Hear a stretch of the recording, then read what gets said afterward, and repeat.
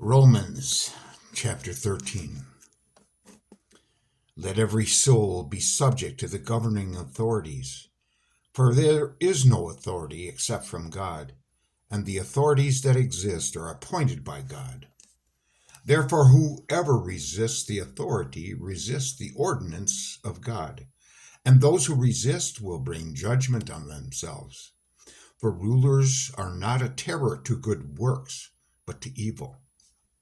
Do you want to be unafraid of authority?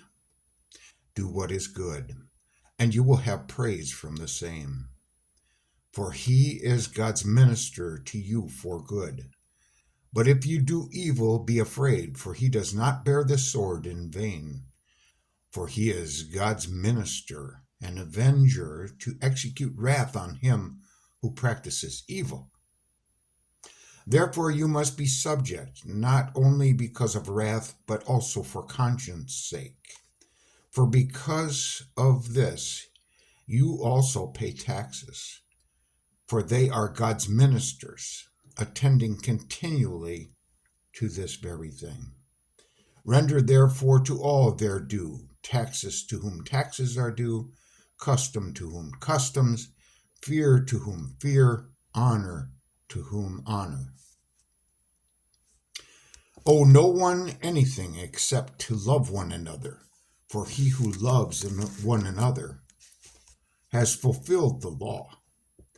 For the commandments, you shall not commit adultery, you shall not murder, you shall not steal, you shall not bear false witness, you shall not covet.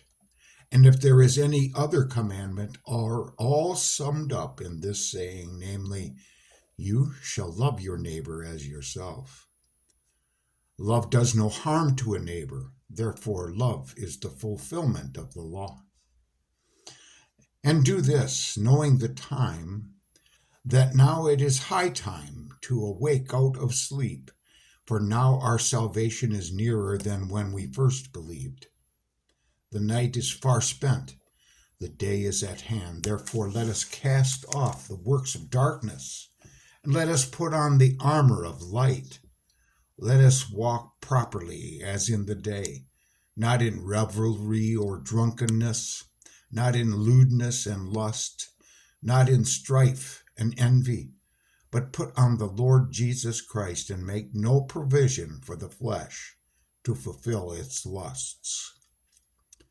Tomorrow, Romans chapter 14.